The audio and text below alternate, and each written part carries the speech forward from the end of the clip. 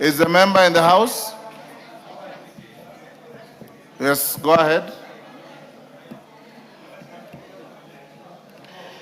Thank you, Honorable Speaker. In response to the statement being sought by Honorable Talib regarding continued enforcement of the night to dawn curfew in part of Lamu County, I want, and the member wanted in particular to know, Honorable Speaker, you can kindly protect me from the very probably excited members of Order, members. Grasshoppers Party. Order, members. So, go ahead. The member in particular wanted to know the reason for the continued enforcement of the night to dawn curfew in Lamu despite the court order issued on the 21st May, and a report on the number of individuals arrested or detained in Lamu County during the curfew hours since the court order was issued. Honorable McLeod, what's your point of order? Give him the mic.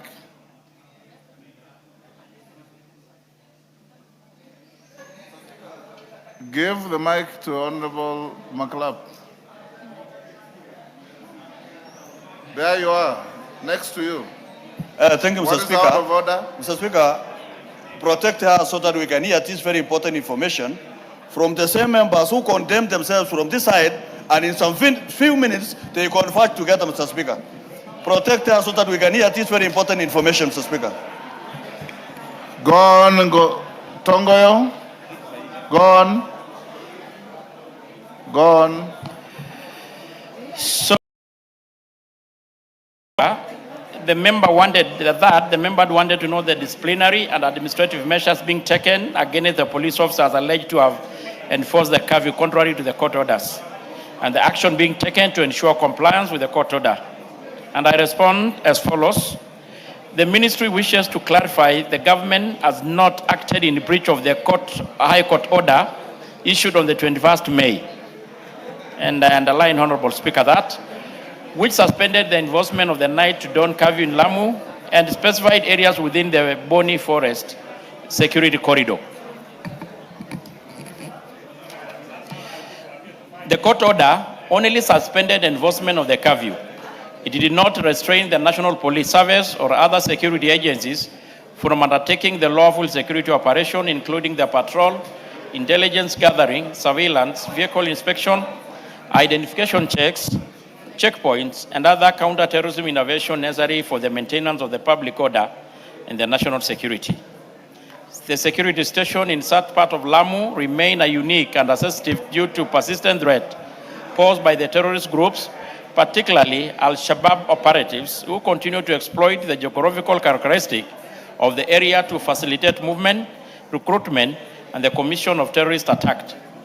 Consequently, security agencies have continued to implement intelligence-led and targeted security operations aimed at preventing terrorist activities, disrupting criminal networks, and safeguarding residents, visitors, and critical national infrastructure.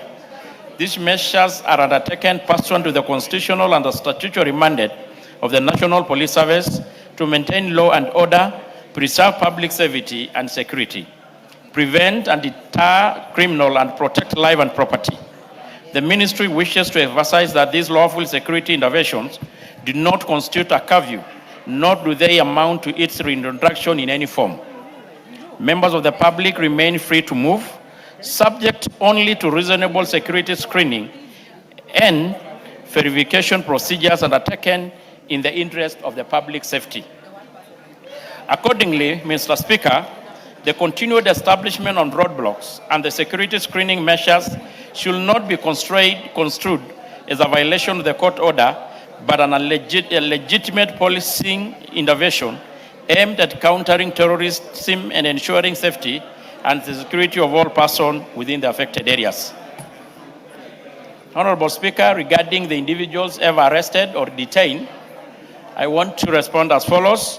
The ministry confirmed that no person has been arrested or detained in relation to the enforcement of the suspended curfew since the court order of the 21st May.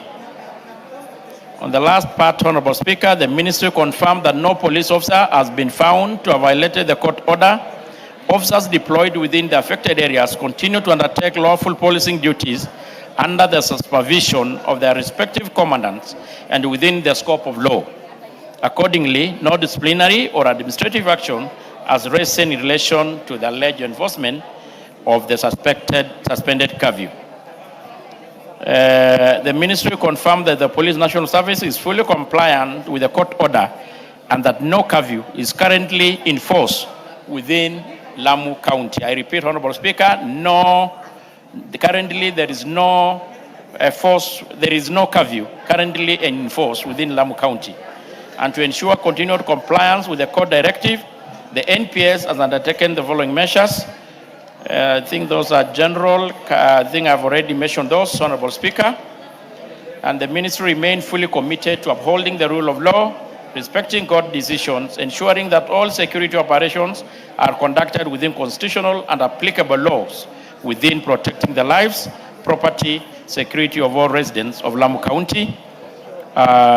Signed by Honorable Kipchumba Murkomen, EGH, Secretary for Internal and National Administration. I submit, Mr. Speaker. Yes, Taib. Give him the mic. Thank you, Honorable Speaker. I find that response from the chairman very misleading, as they still the enforcement of curfew is still in place. So I don't know what answer is giving regarding to there is no curfew in Lamu. Thank you. Sorry, Taib, can you repeat what you said? Thank you, Honorable Speaker. What I'm saying is, I think Honorable Chairman is misleading this House. There is curfew in place in Lamu. They are all over roadblocks, all the way from Isoe all the way to Mpeketoni. So I really don't understand when he says there is no curfew enforcement and there are no roadblocks on the road to Lamu. Thank you. Yes.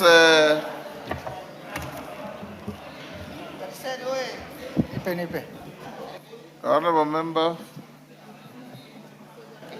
for Thank you, Garsen. Chair. Mr. Speaker, I think the Chair of Security is misleading. You know that roadblock starts from a constituency. That is an economic sabotage. Chair, to sabotage the people of Lamu and Tana River. So the government has security and machineries. That roadblock should be removed to help the people of Tana River and Lamu, Chair. Mr. Speaker. Tongoyo. Tongoyo. Honorable Speaker, I still want to confirm to the House and to the member that as read out, there is no curfew in place in Lamu. And we should not confuse security operations and screening and roadblock to mean curfew, Honorable Speaker. So that is the statement, and that remains so. And I will also want to really call upon my colleagues to appreciate the security situation in Lamu, which has been in a big extent been achieved because of the security checks in place, Honorable Speaker. Yes, Roida.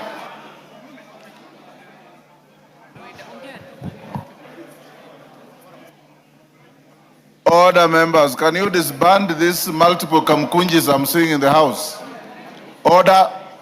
Mr. Speaker, tunazungumzia mambo muhimu na hawa watu wa 10 kwa moja wanatusumbua leo, na hii ni mambo muhimu. Wale maskini akipata matako liambata, waambie tuache tuendelee na kazi. Hiyo iliisha na sisi tulipata 10 wao wakapata 1. Tosha, finish. Sasa Mr. Speaker, Lamu wanatuchukulia kama ambao sisi si muhimu, si binadamu. Bwana Speaker, kutoka yule mzungu alipochukuliwa kabla hata ni 2013, sisi Lamu tumekuwa hatuna raha. Tunafungiwa watu, chairman anasema hakuna curfew, lakini barabara ya Bargoni mpaka Kiunga haipitiki. mpaka upitishwe na jeshi. Huwezi pita mwenyewe hivi hivi. Watu wakiunga kuja Mokoe wanatumia boti. Na usiku mimi napita hiyo barabara. Nikizungumza hapa mimi naipitia hiyo barabara. Kukiwa na shida hapa, pengine niko eneo bunge langu na natakikana asubuhi. Lamu imefungwa, hakuna airport, huwezi toka by air, huwezi toka by road.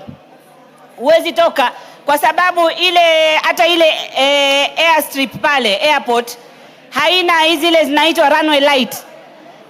Hata kukiwa na emergency, mtu akipata, kama kuna incident ilitokea, Bwana Speaker, kuna msichana alianguka kule, alikwenda matembezi, ndege ya kumtoa haikupatikana, yule msichana alikufa. Njia ya barabara huwezi pita, wakisema hakuna curfew nini. Mimi mwenyewe kama mbunge paka nipigie simu kama kuna emergency nipewe escort nitoke. Kwa hivyo curfew iko na ni muhimu itolewe. Security is paramount, lakini mmetufungia kwa muda mrefu. Tunaomba jamani, mfungue. Wale security wanaweza fata magari au wanaweza toa time, wakasema time fulani mpaka time fulani watu wapite, au magari ya mzigo yapite, abiria labda. Lakini haiwezekani mkatufungia hivyo tu, kwani sisi binadamu. Asante. Point made. Yes, Chairman. Honorable Ngogoyo. Honorable Speaker, I think I've really exhausted what I had to say. Just hold on. Member for Garsen, what is the problem? Thank you, Mr. Speaker. I think this is the House of Information. The Chair for Security has no information on that road. Mr. Speaker, direct the Committee of Security, plus members affected to visit the area. He has no information, total blackout.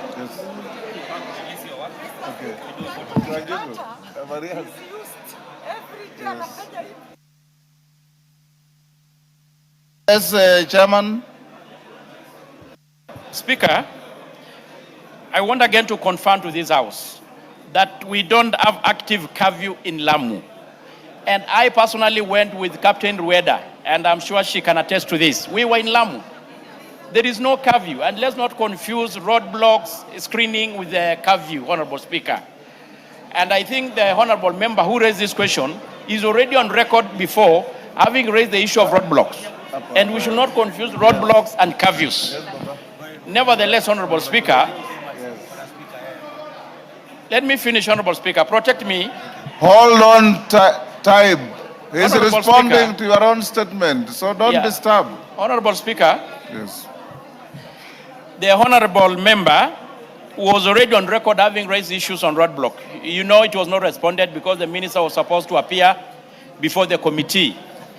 And Honorable Speaker, I will suggest, I need your guidance. If the members are not satisfied, we have already slotted again the CS to appear before the committee to respond to a number of questions that were not responded to. The Honorable Member Talib is at liberty again to appear and able to make his case before the CS.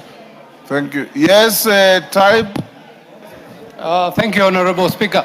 The issue of roadblocks in regards to Lamu is totally different from the other issues that I raised about the roadblocks across the country. The curfew is enforced by those roadblocks. Thank you. Yes, Roida. You are all engaged in a battle of semantics. He is saying there are roadblocks but no curfew. You are saying there's a curfew, and you know in law to have a curfew it must be gazetted. So challenge him by showing him the gazette notice of the curfew. Okay, ndio mimi nataka kuuliza kama hakuna curfew kuna nini? Manake sisi paka sasa mimi mwenyewe nikienda nakatazwa kupita. Naambiwa sasa kama si curfew ni nini iko hapo? After saa 12 huwezi pita kutoka Mokoe kwenda Gamba, hufiki, wanakukataza. Kuna special force wamekaa barabarani hapo, ukipita gari unaregeshwa, unaambiwa kuna curfew. Kama si curfew basi ni nini? Atueleze what is there. Au Ni shida gani? Kuna shida gani mpaka turegeshwe kwa miaka mingi, zaidi miaka 15? Speaker, ni wapi hapa mlipata kafyu tu? Mungu akatupa ile kafyu ya COVID, watu walilalamika. Sisi miaka 15 sisi tuko kwa kafyu tu. Yes, Chairman. This is a house of record, and we need to be honest to ourselves. The Honorable Rueda, I personally visited Lamu with her, and we managed to transfer almost the entire of Lamu. And Honorable Speaker, I think from the start we must appreciate the security situation in Lamu, and even by extension to this country. What is happening in Lamu are just mere security checks and screenings, which are good for this country, good for Lamu. And I think the Speaker had made it clear. Any curfew has to be enforced by gazette notice, which is not in place. The court order suspended it, and it remains suspended as so. And that is the position, Honorable Speaker. That is the official position. Right, we can't be flogging the same thing over and over. Not getting the solution. Speaker, Chair anasema alienda na mimi. Alienda mchana, ulienda na mimi usiku. Sasa mchana hakuna hizo restriction. Sasa acha kudanganya hapa, kutudanganya. Tulienda na yeye, tukaenda mpaka Basuba, lakini mchana hakuna curfew. Order, Raider. You are using unparliamentary language. Mwenyekiti hadanganyi, anatoa taarifa. Type. And I hope you are still not arguing on the difference between curfew and the roadblock. No, thank you. What I would request, I think, is better placed to get us the information from the ministry in regards to the gazette notice, because this was done over 15 years ago. Thank you. And in case there is a curfew, it must have a definite period when it is gazetted. So let's go to the next. Doris Donya, is she in the house? Before I invite you, allow me, honorable members, in the public gallery, we have Katumba Comprehensive School. Order, honorable members, take your seats.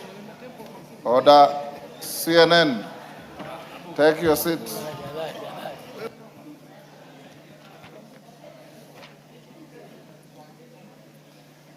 Allow me to recognize order in the public gallery. We have Katumba Comprehensive School. Order Omongina. You are out of order, Jerusha. Take your seat.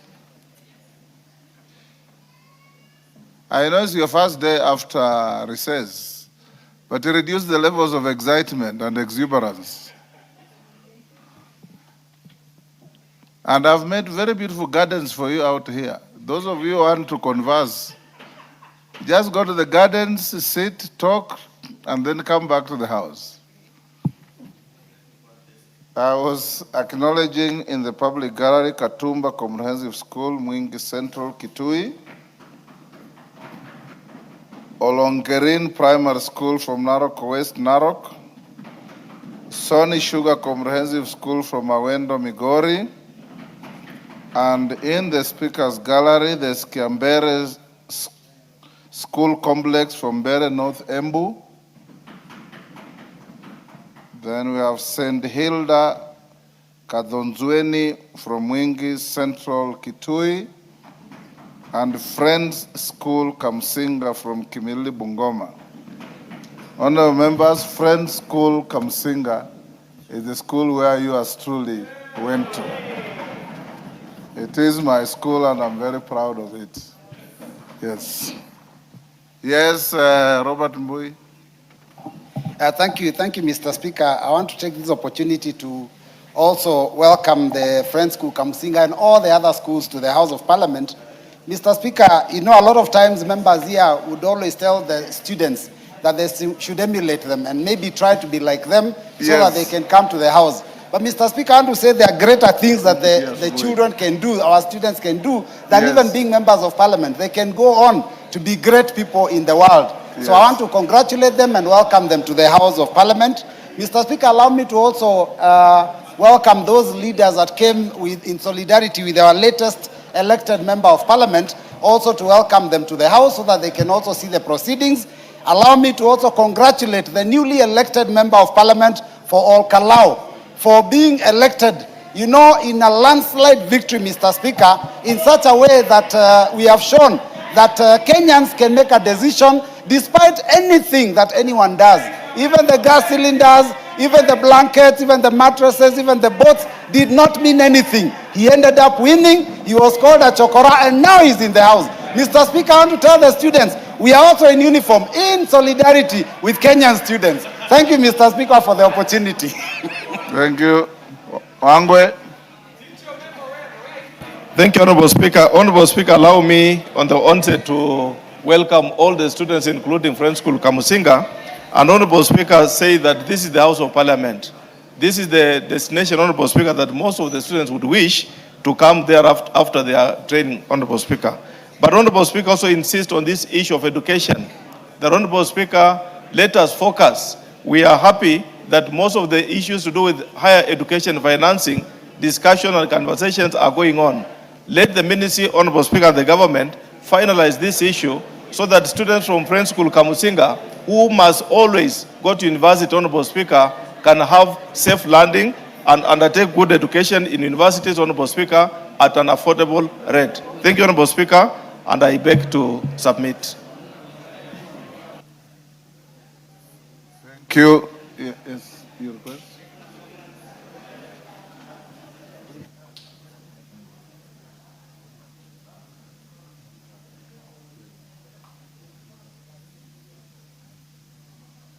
Honorable members, also in the Speaker's Gallery, allow me to introduce to you a delegation of 9 members of the Kenya Hemophilia Association, led by James Cargo. The delegation is in attendance to follow the proceedings on the report of the Departmental Committee on Health on its consideration of the petition on the management of hemophilia and other bleeding disorders at order number 14. Honorable members, on my behalf and that of the Assembly, I welcome them to the House. Honorable members, you may recall, order, Sirma and your group. Order. You may recall there was a petition here on hemophilia, and I allowed you almost 30 minutes to make very positive comments on it. First, we congratulate the Committee on Health. They have finished looking at that petition and brought the report on record time. It is now listed for debate at order number 14. And the members who brought the petition requested to be invited to the House, and I did accede, and they're sitting in the Speaker's Gallery. You know, hemophilia relates to bleeding disorders, and that being a delicate condition, I'll direct the clerk that once we finish the orders on first readings, we bring forward order number 14 so that you can discuss this report in the stipulated standing order time, so that those who brought the petition can also have an opportunity within the levels of their comfort to listen to the debate and then go back to their homes. So after the first readings up to order number 11, we will bring forward order number 14, and Dr. Nyikal is in the House. Congratulations for working hard and bringing this report in record time. You'll then be able to move. I hope you have your seconder, and those who want to contribute will do so. Thank you. Next statement, Doris Donya statement. Tongoyo, you ready? Cases of missing children in Kenya. Yeah, Honorable Speaker, I'm ready. Is Donya in the House?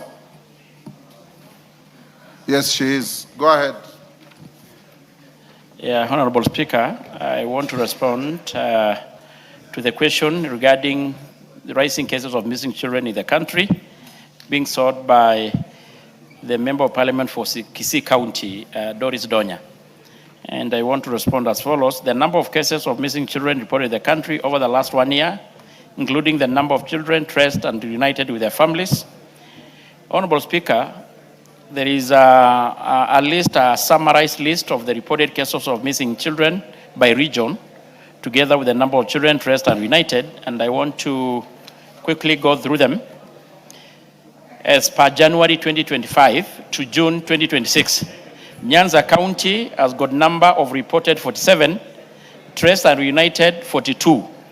Central 230, traced and reunited with their families 160. Coast reported cases are 83, traced 57. Rift Valley had 439 cases of missed and traced and reunited with their families 320. Eastern 243, traced 220. Nairobi missed were 54, traced were 12. Western 103, traced and reunited with their families 69. Western 103, traced and reunited were 69. Northeastern 53, traced and reunited with their families were 37. Total number of cases reported of missing children within the said period is 1,251. The traced number within the said period, 917. On the second question, Honorable Speaker, measures being taken by the government, I want to state as follows. The government has taken several measures aimed at preventing children disappearances, improving investigation, and strengthening child protection mechanism in the country. These include establishment and strengthening of the child protection and gender desk at police station to provide child-friendly reporting environment and improve the handling of cases involving children.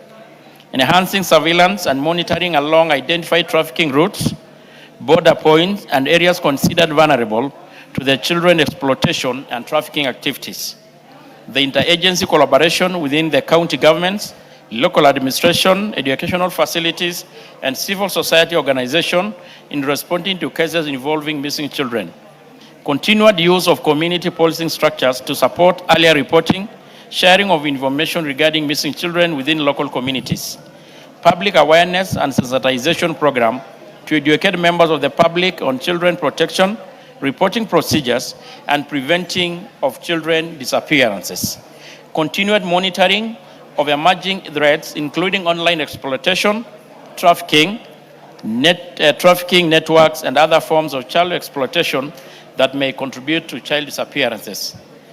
Honorable Speaker, regarding the confirmation of the existence and effectiveness of child protection rapid response mechanism, the National Police Service, the State Department for Social Protection, the National Council for Children's Services, and other children protection stakeholders have established and operationalized various children protection and rapid responses mechanisms aimed at safeguarding children and responding promptly to cases involving missing, abused, neglected, or exploited children as follows.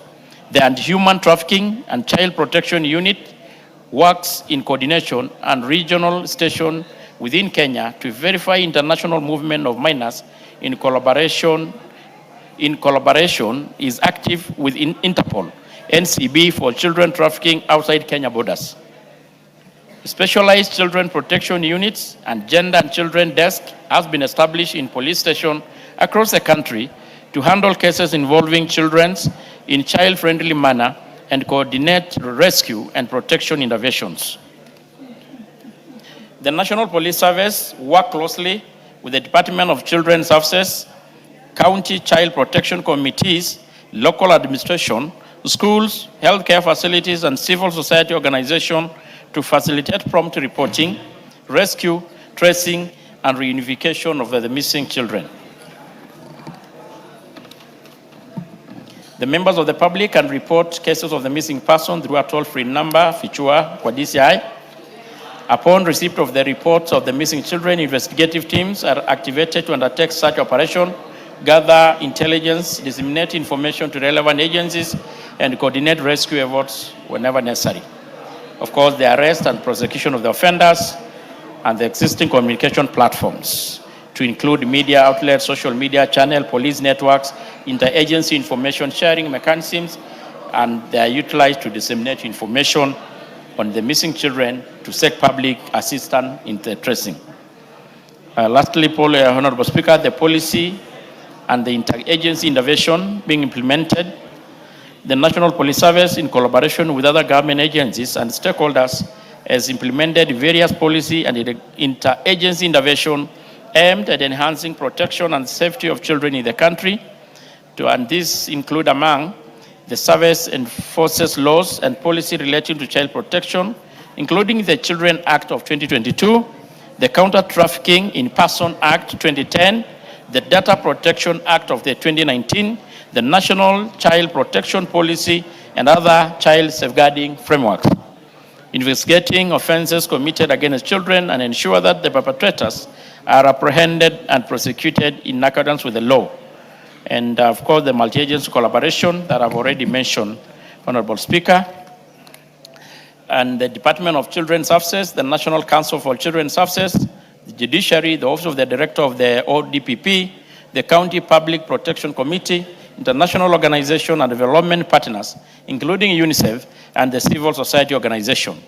This multi-sectoral approach facilitates coordinated prevention, rescue, investigation, prosecution, rehabilitation, and reintegration of child victims. And Honorable Speaker, establishment and strengthening of specialized unit dealing with the crimes against children to include the anti-human trafficking, child protection unit, cybercrime units mandated to investigate online child exploitation and abuse, and gender and children desk established at all polling stations, as earlier mentioned. And the staff has established mechanism for reporting, developing integrated database and information sharing mechanism to support child raising and recovery. I'd also mentioned about the FICHUA and DCI. In partnership with the local and international agency, the service has enhanced monitoring and investigation of the online child sexual exploitation and abuse, public awareness campaign on internet safety and responsible digital engagement, collaboration with internet service providers and international law enforcement agency to identify and apprehend offenders. The government continues to undertake community policing initiative and the public sensitization program aimed at creating awareness on the child protection issues, encouraging timely reporting of child abuse, neglect and exploitation, and prompting community responsibility in safeguarding children. Honorable Speaker, the service has leveraged the Nyumba Kumi initiative and the community policing structures to gather intelligence and support early intervention efforts. And the introduction of the TPED for this Nyumba Kumi will continue a long way to really help in this. The service works closely with the Department of Children's Service, health institution, and non-governmental to ensure rescue and the placement of children in safe shelters and provision of medical, psychosocial, and legal support services. I think the rest is support evidence-based policing and resource allocation, improve information sharing and coordination among children protection stakeholders. Honorable Speaker, and this is signed by Honorable Kipchumba Murkomen, EGH, the Cabinet Secretary for Interior National Coordination. I submit, Honorable Speaker. Donya. Honorable Donya.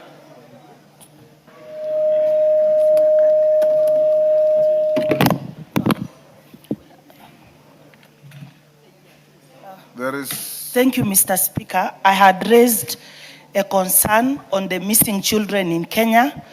What the chair has given, he has actually stated the organizations which are in charge of the works which go around at the Department of the Police. He has not elaborated on what the organizations are doing.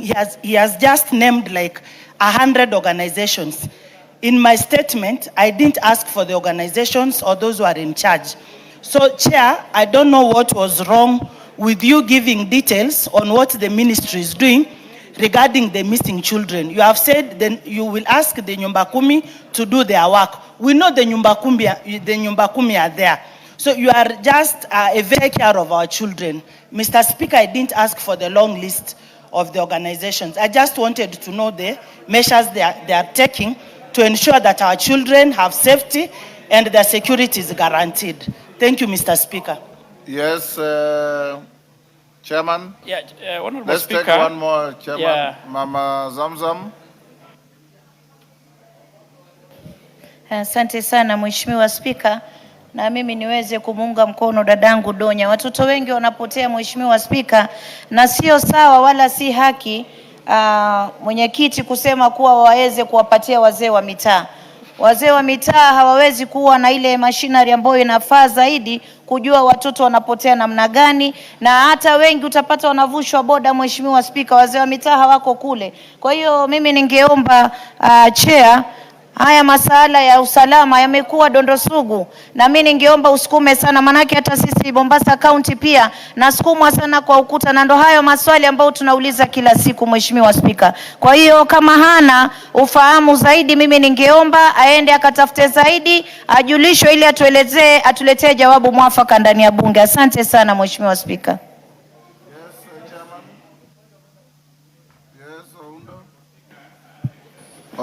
Speaker, also allow me to weigh in on this matter. And I, coming from the border point, the issue of disappearance of children is becoming an alarming issue. While we have done a lot of work with the local administration and the schools and everybody else, we still believe the national government should do much, much more to protect an innocent child. Many of the cases, Honorable Speaker, the children are lured on their way from school in the mornings or in the evening, or just over the weekends or over school holidays. So we just want to urge the government to go out of its way to enhance public civic education and continuously remind parents it's their sole responsibility to take care of their children. Thank you, Honorable Speaker. Yes, Tongoyo. Thank you, Honorable Speaker. I respectfully also with the views of the members, but Honorable Speaker, referring to the statement, I think it was very clear. The first question is no dispute. It was enumerating the number of cases. I think that is, we have well done, and creatively they are quite alarming. On the second, Honorable Speaker, it was about the measures being taken to investigate, to curb the abductions. The other was in regards to confirmation of existence of effectiveness. Honorable Speaker, I think we tried to, the issue of protection of children involve both the government and non-government actors, to include the parents, NGOs, and even international actors. And that is, Honorable Speaker, the extent that the statement tried to go to explain the broader interventions to curb the vice. So, Honorable Speaker, I'm also really disturbed by the numbers, but the issue of enumerating the players is part of what the question sought to address. Next is Honorable Mwango in the House.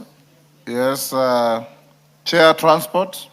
Are you ready with the response? Yes, I am. Go ahead. Thank you, Honorable Speaker. Honorable Speaker, on Thursday, 2nd July 2026, the member for Starehe constituency, the Honorable Amos Mwago, requested for a statement from the chairperson of the Departmental Committee on Transport and Infrastructure regarding the implementation of the instant fines system. The Honorable Mwago in the statement indicated concerns regarding the operationalization of the instant fine system, including the adequacy of road signage, public sensitization, system safeguards, and plans for nationwide coverage. Honorable Speaker, the Honorable Mwago therefore sought to, among other things, establish evidence that clear and visible speed limits and other traffic signages have been placed and motorists adequately sensitized on the operationalization of the system, and B, plans to ensure other road sections across the country are covered under the automated instant fine system, and C, system safeguards put in place to guarantee the accuracy and integrity of the instant fine system. Honorable Speaker, the committee received a written response from the Ministry of Roads and Transport, which I now wish to make. One, regarding evidence that clear and visible speed limits and other traffic signages have been placed and motorists adequately sensitized on the operationalization of the system, the ministry submitted that the road sections where speed cameras are currently being deployed are fitted with the requisite statutory speed limit signs. The ministry acknowledges that the availability and condition of traffic signs across parts of the national road network remain inadequate, and some signs have been vandalized, damaged, obscured, or removed over time. To address this, NTSA is engaging with Kenha, Kera, Kura, and other relevant road authorities to progressively install additional speed limit signs and advance warning signage informing motorists that their speed is being monitored. Further, NTSA, through the Department of Road Safety Audit, is undertaking joint road safety audits and corridor assessments with the relevant road authorities to identify locations requiring additional or replacement traffic signs. Regarding plans to ensure other road sections across the country are covered under the automated instant fine systems, the ministry submitted that the National Road Safety Action Plan provides for a phased implementation strategy based on risk assessment rather than national-wide deployment at inception. The implementation program includes identification of high-risk corridors and urban areas using crash statistics and other safety data, progressive deployment of automatic speed enforcement demonstration projects or designated high-risk road sections, expansion of automated enforcement and compliance systems to additional road corridor based on operational experience and road safety priorities. Capacity building for enforcement and agencies to ensure standardized and technology-driven enforcement and continuous integration of enforcement systems with the road safety databases and monitoring systems to support evidence-based expansion of the program.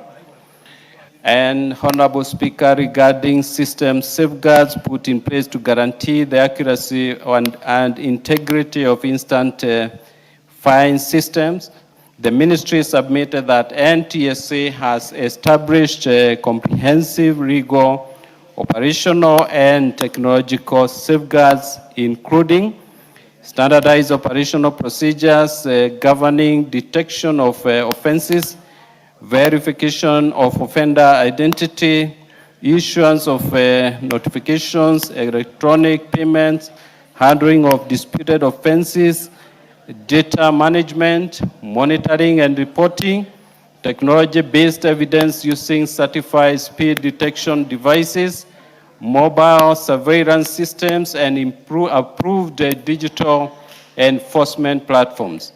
Verification before notification to confirm driver or registered owner identity, right to fair administrative action affording motorists an opportunity to admit liability and settle the prescribed administrative penalty or dispute the notification through the legally established adjudication process, cashless payments processed electronically through designated government payment platforms, anti-corruption controls including prohibition of cash handling, digital recording of all enforcement actions, regular audits, monitoring of enforcement activities, established complaints mechanisms and continuous system oversight, and continuous monitoring and performance evaluation through the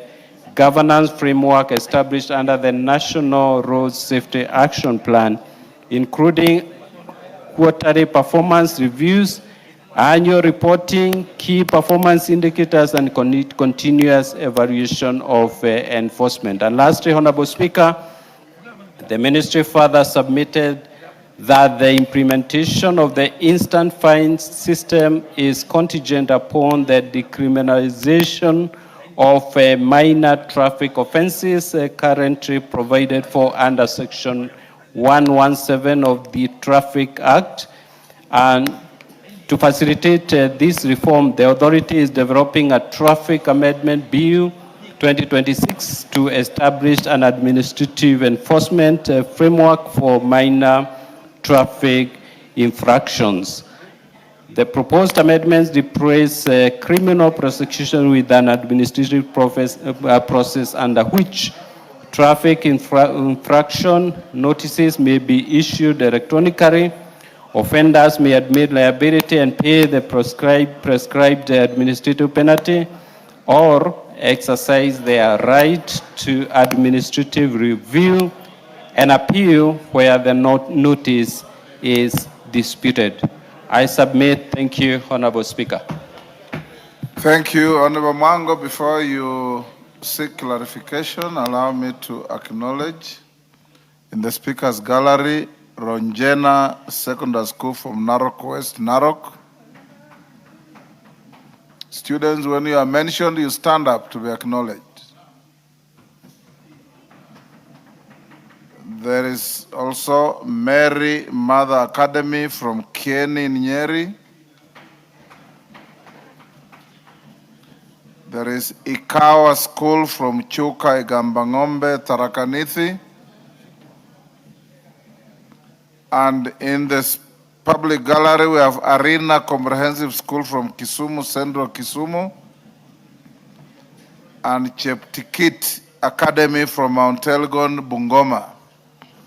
On my behalf and on behalf of the House, we welcome the students, the teachers, and those accompanying them to the House of Parliament. Mwango? Thank you, Mr. Speaker, sir. Even as I seek clarity, allow me to join fellow Kenyans of goodwill to welcome our latest Member of Parliament from Olkalau constituency, Sammy Douglas Kamau, who I campaigned vigorously for. He was called a Chokora, but is now in the precincts of Parliament.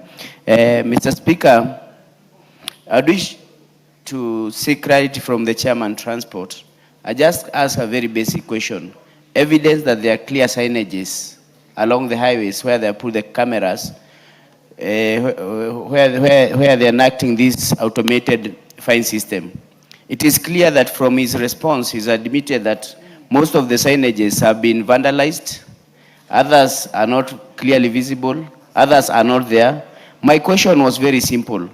How do you have cameras in a place where there are no signages? It is very unfair to find a person where there are no signages, but the cameras are operating. And the other question was, how are they sensitizing the people or motorists about this new system? I did not get an answer to that. I just had a very long story, a very ambiguous story around the whole thing, without coming out clearly. What are the measures put in place to sensitize many motorists? And what are they going to, how are they going to address the issue of the signages? Where there are no signages, how do you find a person where there are no signages? On the other issue of the integrity of the system, you can see there's a very big disparity in matters how these fines are, maybe these are applied. For example, you'll see a motorist fined 500, another one fined over 10,000, another 3,000. It is not standardized as he claims to, as he claims. So I'm not satisfied with this answer. Thank you. Let's take one more. Kimani of Molo.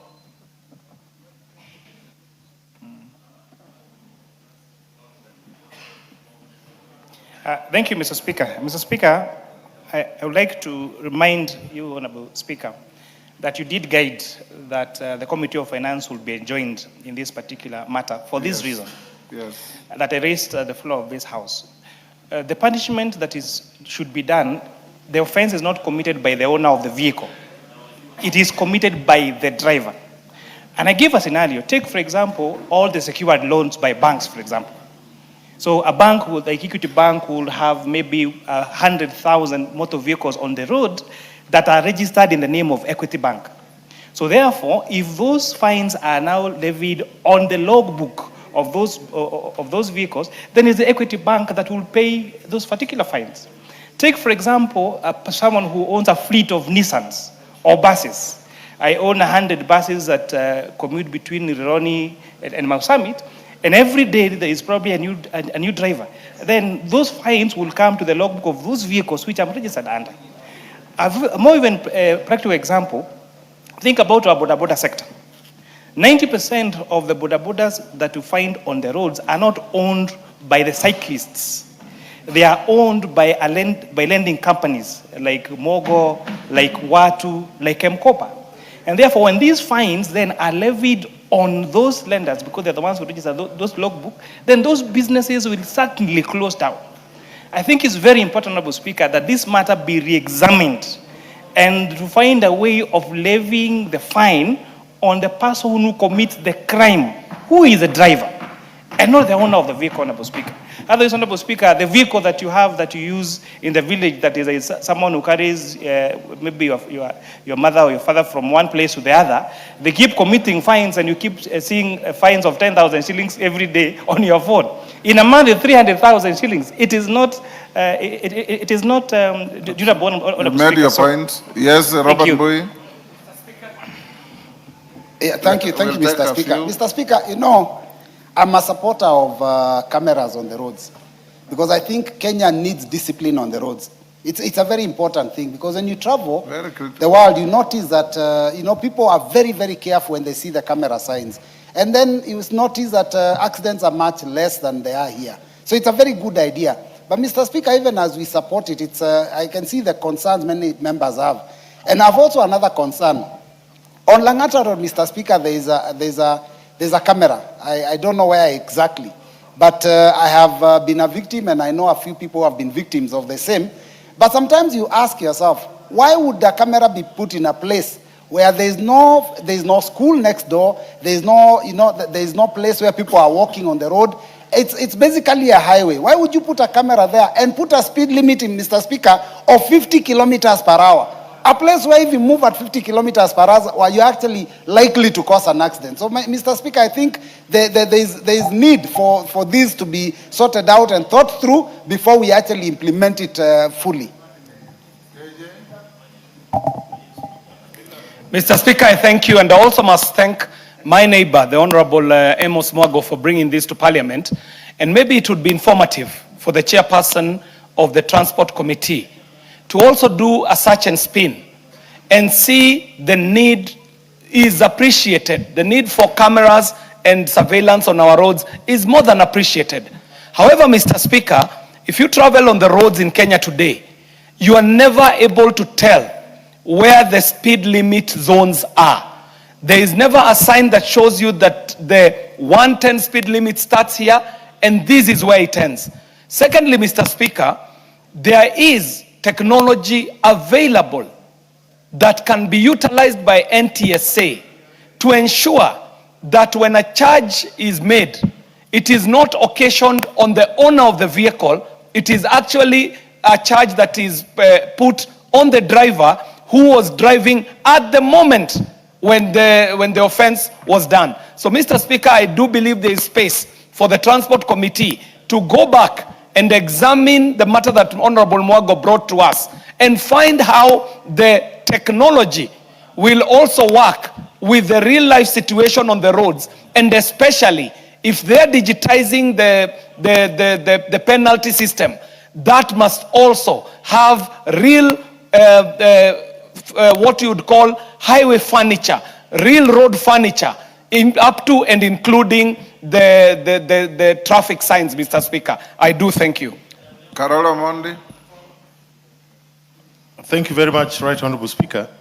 I think on the issue raised by the Chair of Finance Committee that liability should just be limited to the driver, legally may not be sound. I think we are familiar with the concept of vicarious or imputed liability, where the person held liable is a person who has what we call in law respondeat superior legal control of whatever has caused the accident, like motor vehicles or employees, employers. So it may not be very practical, and risks are normally allocated to those who can handle them best. So the reason why it will be the financier or whoever is registered. Carola Mondi, I thought there are graduated levels of responsibility. Speeding is personal responsibility to the driver. Allowing a defective motor vehicle to be driven by your driver, then you take vicarious responsibility. I thought that is, those are the graduated situations in the law. Correct. Isn't that so? Correct. So Kimani is half right, you are half right. So you can...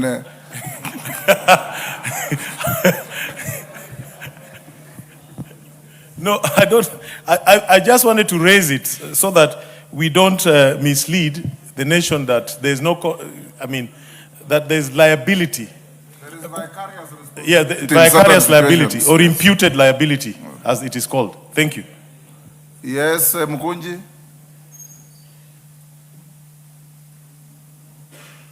Thank you. Thank you, Honourable Speaker. I also rise to agree with the sentiment shared by my colleagues. Honourable Speaker, I'm an often user of Thika Road, and that is where these cameras have been concentrated. And Honourable Speaker, I believe the whole process of establishing these cameras must be a process that involves this House and involves the public keenly. Because, Honourable Speaker, one day while I was coming from up country, around 8 p.m., I found cars slowing down seriously, below 50 kilometers per hour, Honourable Speaker.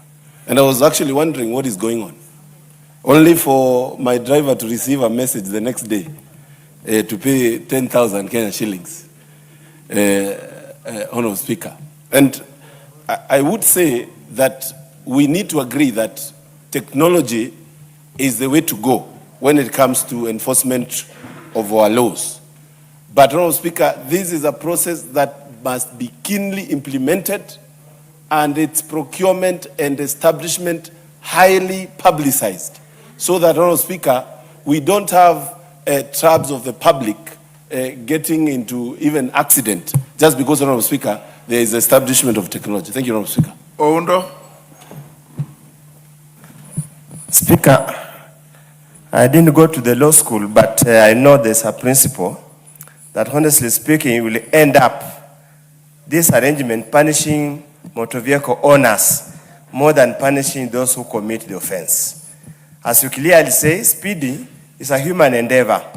Might not necessarily be a mechanical problem, but it's a human endeavor. And I want to give a very interesting case. Some years back, I was charged in Nakuru court for speeding. So when I went to the magistrate, what I could do, I asked the prosecutor that who was driving the vehicle at the time you caught on the camera speeding. They said they did not know because the camera was unable to pick out the driver.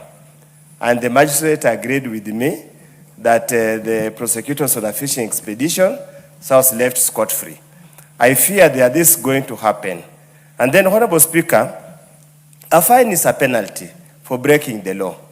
If you are purported to have broken the law, if you are not given a chance to mitigate so that appropriate punishment is meted out, would it not be unconstitutional to punish me unheard? It is not. Read the law. There are what we call instant fines in petty offenses that the offender need not go to court. Those are called misdemeanors in law.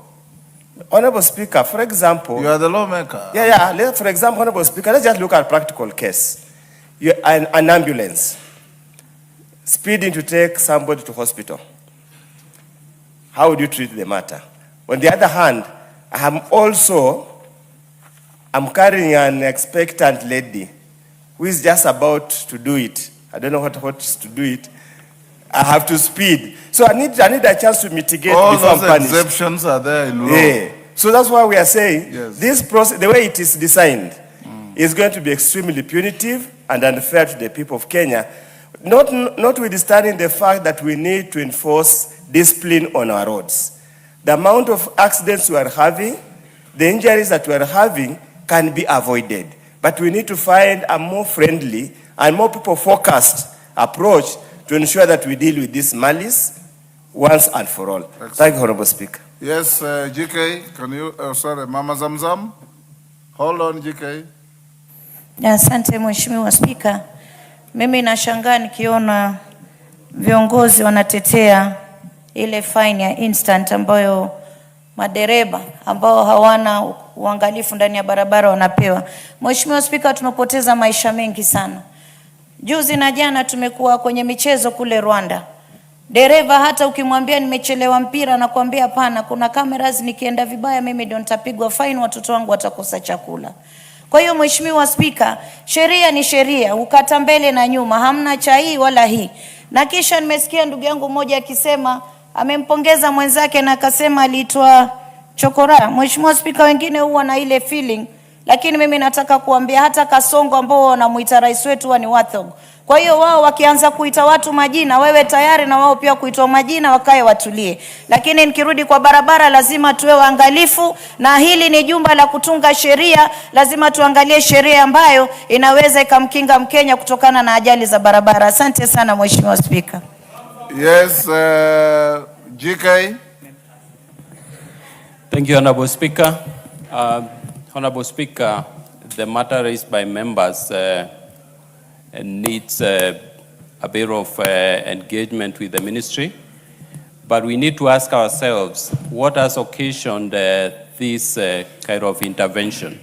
Honorable Speaker, we are losing on average 5,000 lives every year. And this is not something that we can take lightly. We are here expressing anger over the use of technology, knowing very well, honorable members, that the use of technology is the best international practice all over the world. The use of technology replaces the roadblocks and the use of police officers on our road. Honorable Speaker, Yes, what's the point of order? Is it point of order or point of information? What is out of order? It's a point of information. Does he want information? That's okay, Honorable Speaker. Mr. Speaker, I must inform the Honorable Chair for Transport that members are not against any enforcement of any traffic rules.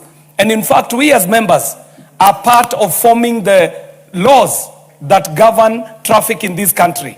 However, Mr. Speaker, the chairperson is not in order to refer to international practice, because what is occasioning traffic zones in Kenya is places where government has not been able to put infrastructure up to and including overhead crossing bridges. So we find ourselves in a situation where an international highway, where standard speed would be around 110 kilometers, is reduced to 50 kilometers per hour, giving a perfect example of Mackenzie, near Thika, just past Thika at Del Monte, on an international highway, the Great North Road, limited to 50 kilometers per hour, Mr. Speaker, without any road sign showing where the speed limit zone starts and where it ends. So, Mr. Speaker, this parliament is not against international standards and international practice in traffic.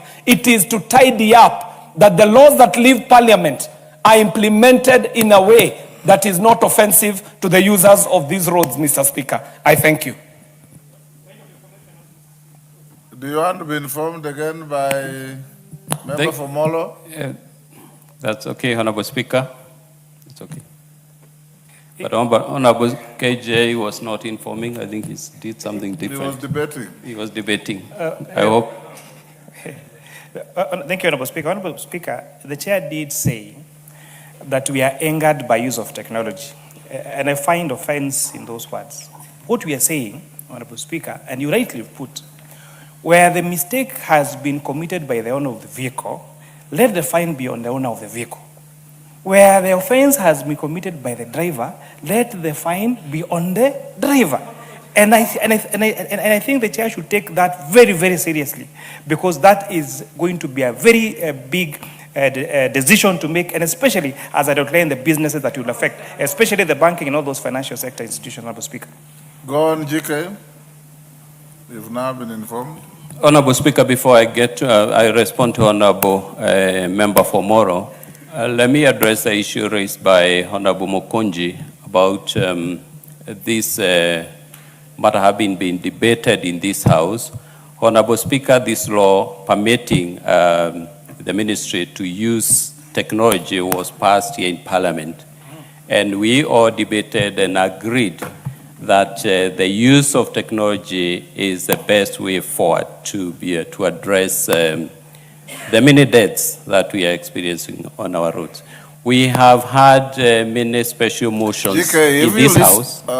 Chairman, if you listen carefully, there are just about 2-3 categories of concerns. Number one is that the speed cameras you put on the highways must be visible and must be relevant to the situation. So there is not a continuous speed limit on the highway. There are speed limits where there is need for extra caution and care.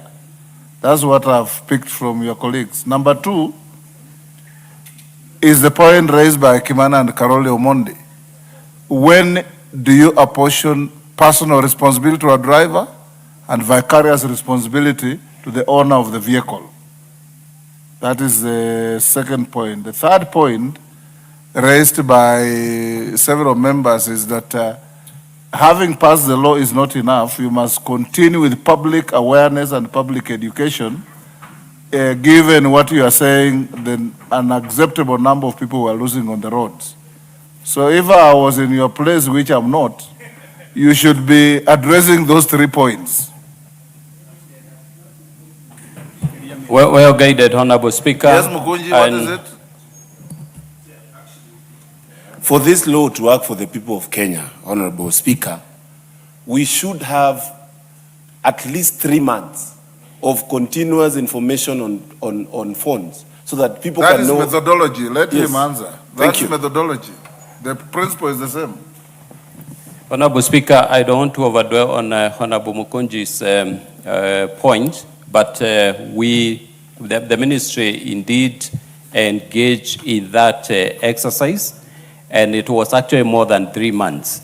I remember they started sending messages to us to alert us that the use of instant fines through technology would be employed, which is what is happening. Honorable Speaker, when you think of a busy road like Thika Highway, where at some point where KJ has mentioned Mackenzie, 50 kilometers per hour is very punitive. It is not even possible to drive at that speed. It causes a traffic snarl-up, which is inconveniencing motorists. And that is something I have personally raised with the ministry and NTSA agency. Honorable Speaker, the gaps that that have been identified by members are being addressed by the ministry, and I will follow up, Honorable Speaker, together with my committee to ensure that these concerns are well addressed. Honorable Member for Molo, I am sure the issue that you have raised needs to be interrogated, needs to be checked so that we see who is supposed to carry the blame. Is it the owner or is it the lender, or is it the borrower?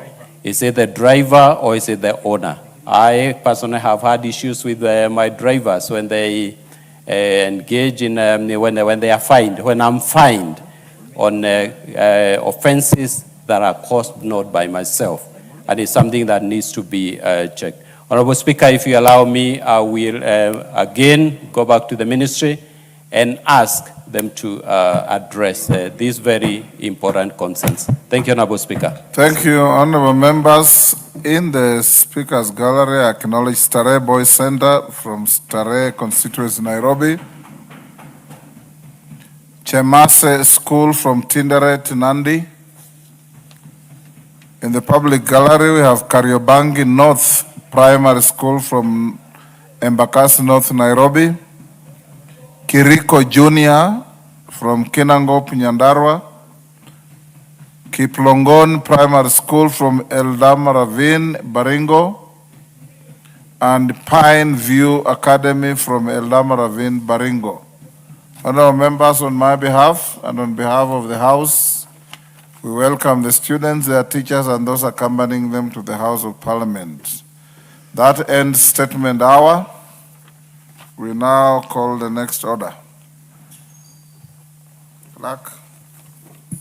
Order number 8, the Trade Description Amendment Bill, National Assembly Bill number 42 of 2026, first reading. A bill for an act of Parliament to amend the Trade Description Act and for connected purposes. Next. Order number 9, the Legal Metrology Bill, National Assembly Bill number 43 of 2026, first reading. A bill for an act of Parliament to make provisions for the manufacture, sale, and use of weighing or measuring equipment in trade, health, safety, law enforcement, environmental protection, and sale of goods and for connected purposes. Order number 10, the Kenya Economic Zones Bill, National Assembly Bill number 46 of 2026, first reading. A bill for an act of Parliament to provide for the establishment and declaration of special economic zones and export processing zones, to establish the Kenya Economic Zones Authority, to provide for the promotion and facilitation of global and local investors, the development and management of enabling environment for such investments and for connected purposes. Now go to order number 14. Order number 14, motion, consideration of a petition on the management of hemophilia and other bleeding disorders. Dr. Nyikal. Thank you, Mr. Speaker, for this opportunity to report on this petition. Honourable Speaker, I beg to move that this House adopts the report of the Departmental Committee on Health, a report on public petition number 001 of 2026 on the management of hemophilia and other bleeding disorders in Kenya, laid on the table of the House on Tuesday, 23rd of June, 2026. Honourable Speaker, public petition number 021 of 2025 was submitted by Mr. James Cargo, Treasurer of Hemophilia Association of Kenya, on behalf of hemophilia patients across the country and was tabled in the National Assembly on the 8th of March 2026. The petition was referred to the Departmental Committee on Health for consideration. Mr. Speaker, the petition highlights the significant burden of hemophilia in Kenya. Mr. Speaker, Madam Speaker, hemophilia is a bleeding disorder that affects the clotting ability of blood in the body, such that patients who are affected bleed excessively, are unable, their blood is unable to clot, and they bleed in organs, often the knees, sometimes in the brain and internal organs, causing severe damage to joints and many times causing death. It often affects male children, male persons, because it is sex-linked. Madam Speaker, it affects an estimated 4,000 to 4,500 to 5,500 Kenyans, yet only 1,000, about 1,300, about 23% have been formally diagnosed, meaning, Madam Speaker, that a lot of people suffer and some even die. Madam Speaker, this is a disease that is challenging in treatment because I've said Many are not diagnosed. It is expensive to treat, and the treatment centers are few in the country. And it's also extremely expensive to manage. Currently, it is through donor support that most people get management and care through the World Federation of Hemophilia. And the support they give is valued at about US dollars 20 million. That is almost 2.6 billion annually. Even this contribution still covers only about 30% of what is required to buy just the clotting factors, leave alone the other support that is needed. And worse still, Madam Speaker, the memorandum of understanding governing this support is actually expiring early next year. So without urgent domestic financing and sustainable supply, Kenya faces a preventable human crisis that will leave thousands of patients without this life-sustaining treatment. Madam Speaker, hemophilia treatment, expensive as it is not covered in our current Social Health Authority benefit packages. And Madam Speaker, this is a very expensive treatment. One dose of the drug that is used, which is a factor concentrate, actually costs 50,000 shillings. And in most patients in a year, about 1 million shillings. Not many Kenyans can afford this. And yet it's not covered as I've indicated. This level of expenditure is burdensome and catastrophic for most families with hemophilia patients. The National Health Insurer needs to make provision for hemophilia treatment so as to ease the burden of families of persons living with hemophilia. The petitioners therefore prayed, Madam Speaker, for the committee to effect the following. 1, recognition of clotting factor concentrates as essential medicine for both adult and pediatric hemophilia patients' treatment to ensure their consistent and sustainable availability in Kenya. 2, that the government strengthen infrastructure and capacity by establishing additional hemophilia treatment centers across the country to enhance diagnostic capacity, improve healthcare worker training, including specialized pediatric care, reviewing medical curricula in school to incorporate management of hemophilia and other bleeding disorders, and increasing funding for public awareness, particularly in relation to early childhood screening. Madam Speaker, as it is now, we have just about 15 centers in the country that can look after these patients, and some just give supportive treatment. Effective treatment is only in Kenyatta National Hospital and Moi Referral. So you can see how many people are suffering to get services when they have this problem. 2, the petitioners are also asking us that there's need for formal recognition of hemophilia as a disabling condition to enable registration with the National Council of Persons with Disabilities, as well as inclusion of hemophilia treatment under the Social Health Insurance Fund. 4, any other measures that the National Assembly deems appropriate to address the plight of persons living with hemophilia. Madam Speaker, the committee considered this petition and met with the petitioners, the cabinet secretary, and 3 patients that are affected and other stakeholders. And after several very serious considerations, Madam Speaker, the committee made the following recommendations, and these are really the most important. That the Cabinet Secretary, Minister of Health, includes clotting factor concentrates, that is what we use for treating them, covering both adult and pediatric formulations as essential medicines in the Kenya Essential Medicines list, which will then make it part of our regular treatment armamentarium.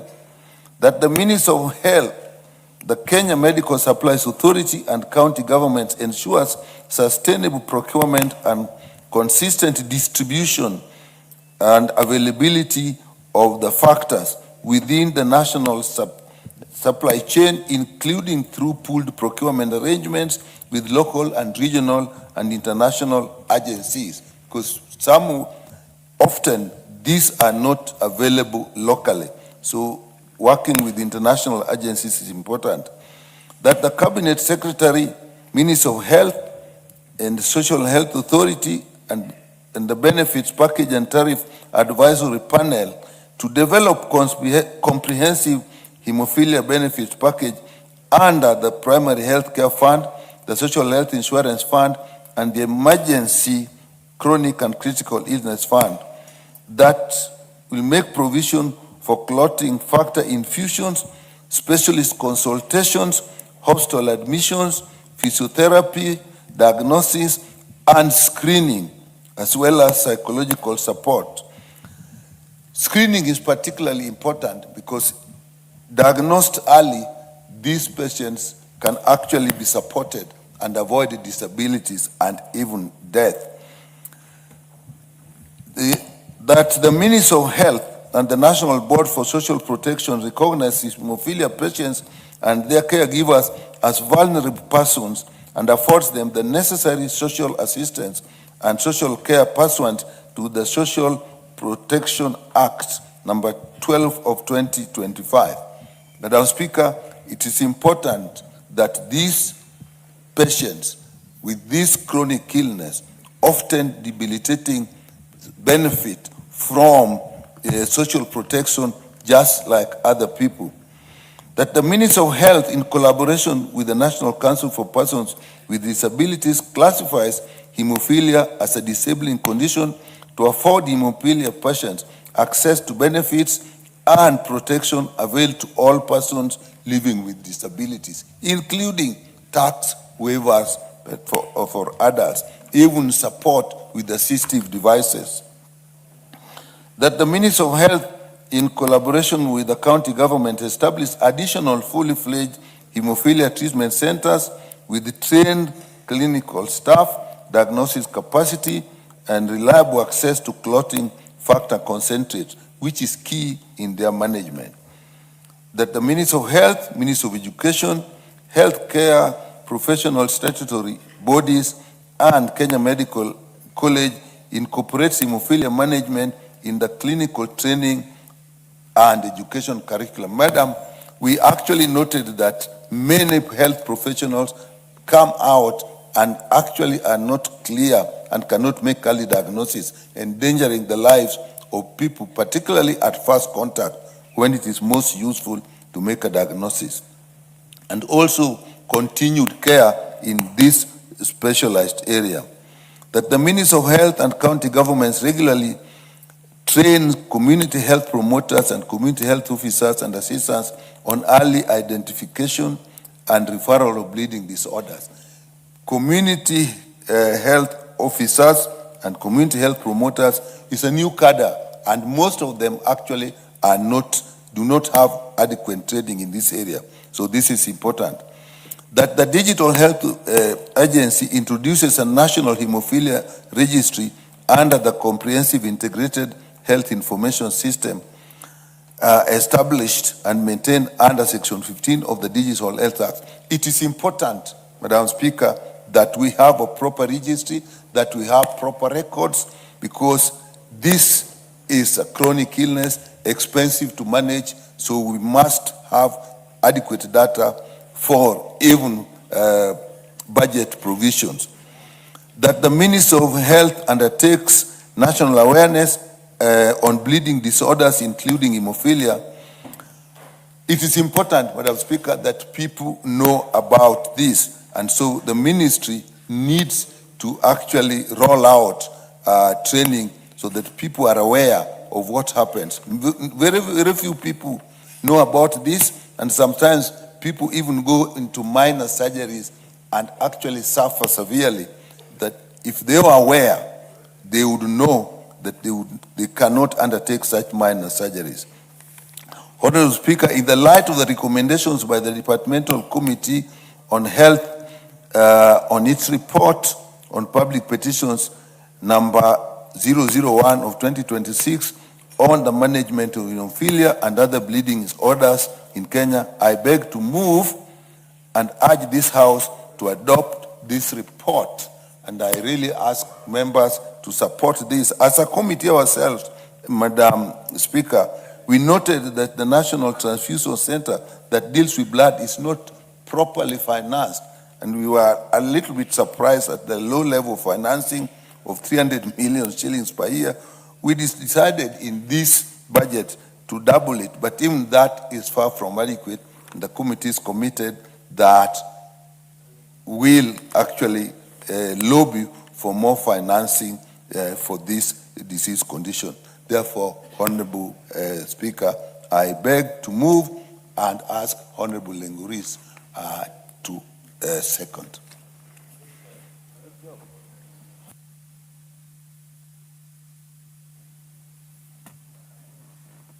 Yes, proceed. Thank you, Madam Speaker, for this chance to support this report on management of hemophilia and other bleeding disease disorders in Kenya. Madam Speaker, from the report from the Committee of Health, we can hear that this is a very fatal disease, Madam Speaker, that is a life-threatening. Madam Speaker, this is a disease that's characterized by severe bleeding that comes at any time. We have also heard from the report, Madam Speaker, that we have a big challenge in the country in the management of this disease. This is a disease that needs very urgent treatment when it comes. And from the report, Madam Speaker, we can identify that there are also challenges in the treatment centers in the country. So, Madam Speaker, I want to support this report and request the ministry to put strategies in place to ensure that patients with this kind of disease also get treatment like any other patient in the country.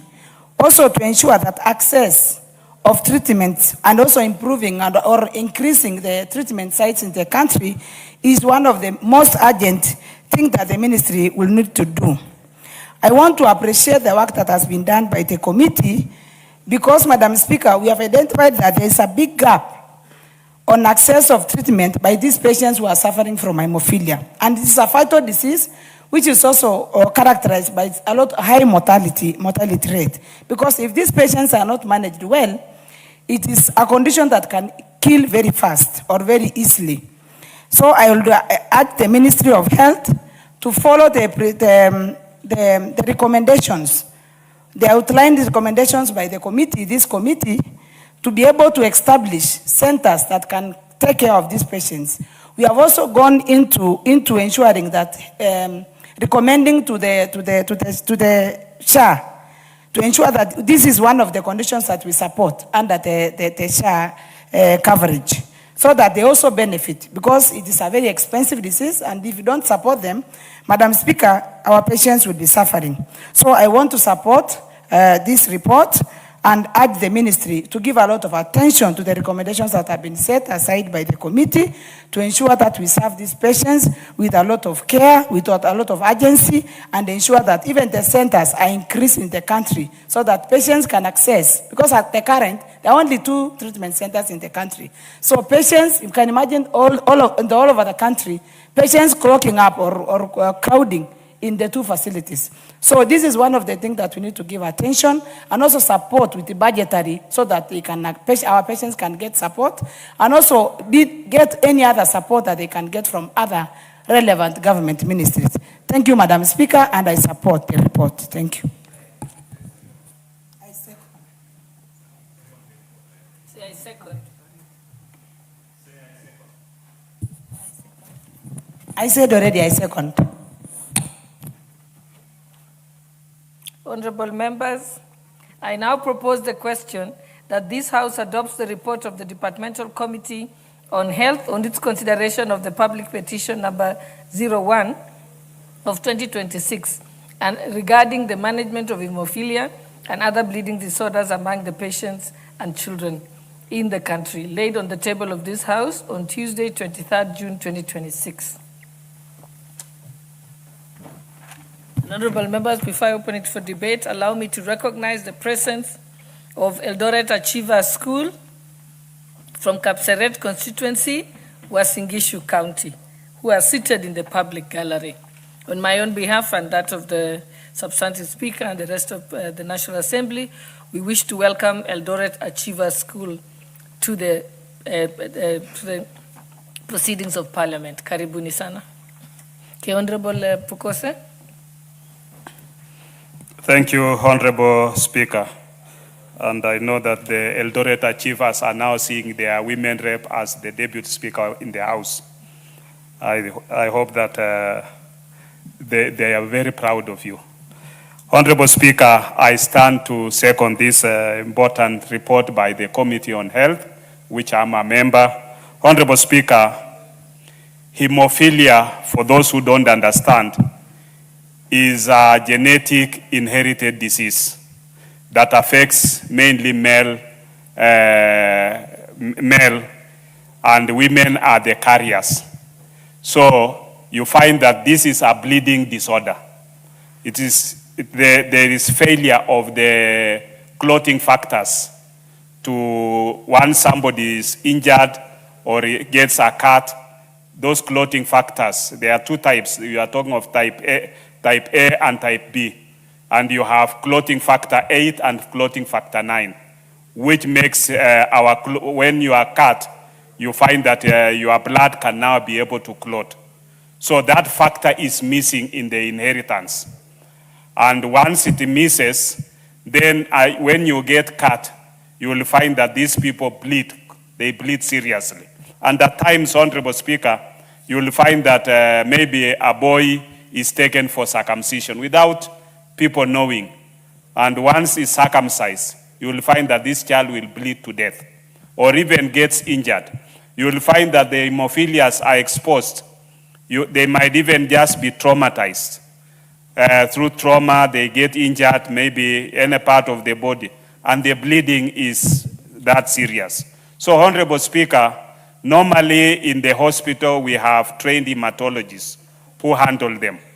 And you'll find that these trained hematologists give them the factor concentrates. This is what is missing in their blood so that their blood can be able to clot. And these factor concentrates, they are not available locally. They are imported. Kenya does not manufacture factor concentrates. They are imported from outside.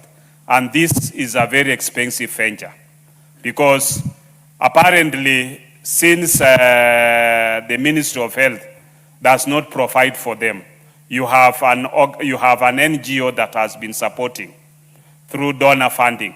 And this donor funding has been supporting by purchasing these factor concentrates. And therefore, once the donor funding is now going to stop, then you have these Kenyans exposed. You have these Kenyans not having factor concentrates. You have these Kenyans not able to, Honorable Speaker, they are not able to import that factor concentrate. You will find that it's the donors the donors who are importing them and supplying to various facilities. Kenyatta National Hospital, Department of Hematology under Professor Mwanda is the one which has been supporting them, and other hematologists throughout the country. So you'll find that, Honorable Speaker, once the factor concentrates are not imported, then these Kenyans are exposed. It means once they get a cut, there is nobody who will be able to assist them.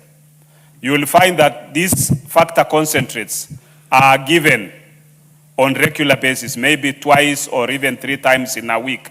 And as Honorable Nyikal put it, one bottle of the factor concentrate is costing 50,000. So you can imagine 50,000 times 2 times 3. That is around 150,000 per week. Times 4, you'll find that you are talking of an enormous figure which they cannot be able to afford. So what we are asking the ministry is, as per the recommendations which we made, can we have it under SHA? Can we have it also being part and parcel of our medical system so that when you go to KEMSA, it's available and it's be able to be supplied to those centers where we are able to treat cases of hemophilia. With those few remarks, Honorable Speaker, I want to support the recommendations of the committees and hope that the Ministry of Health will be able to act on them. Thank you, Honorable Speaker. The Honorable Martin Owino, member for Ndiwa.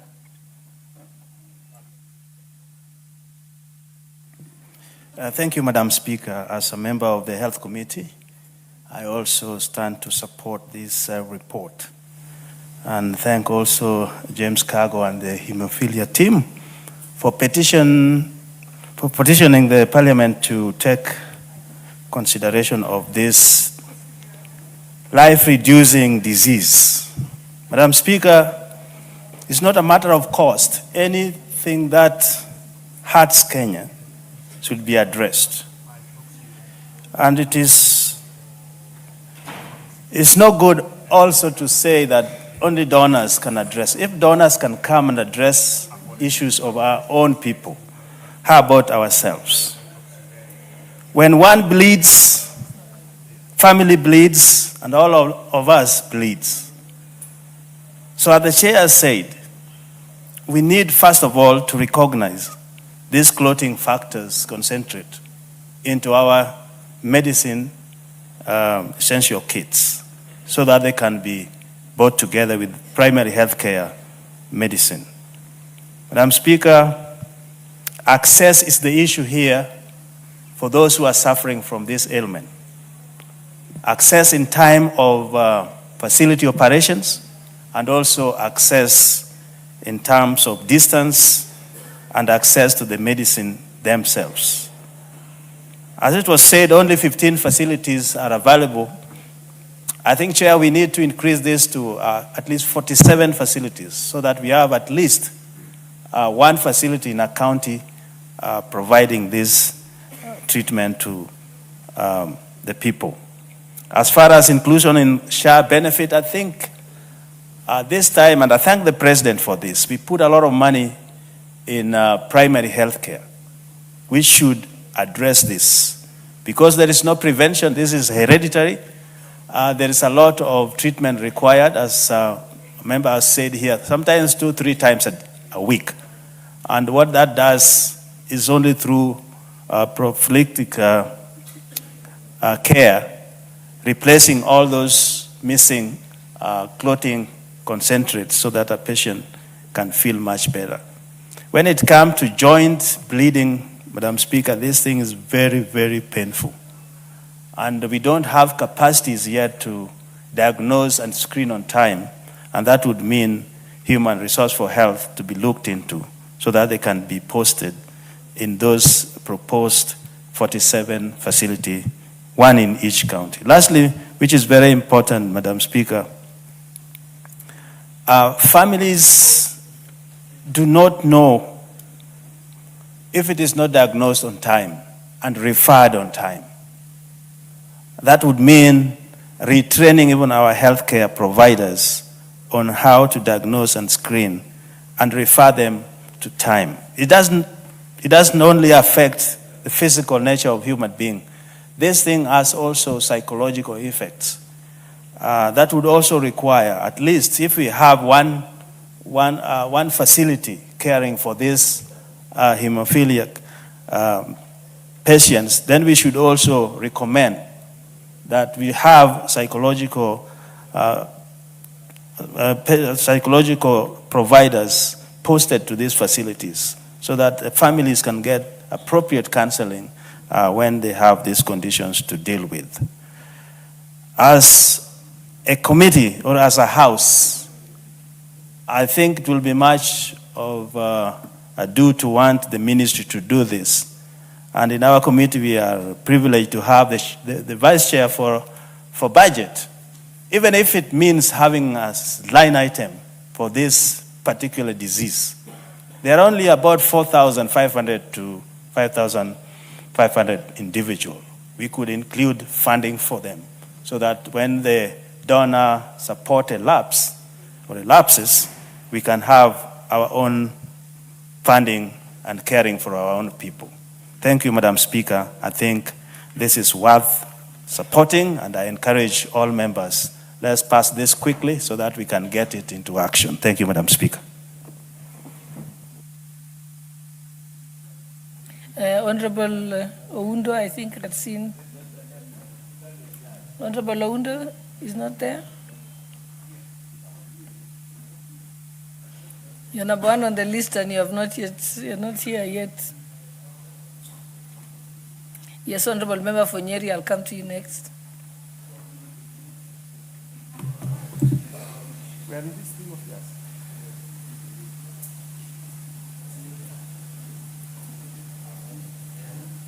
Okay, I think Honorable Oundo, I'll let you settle down first.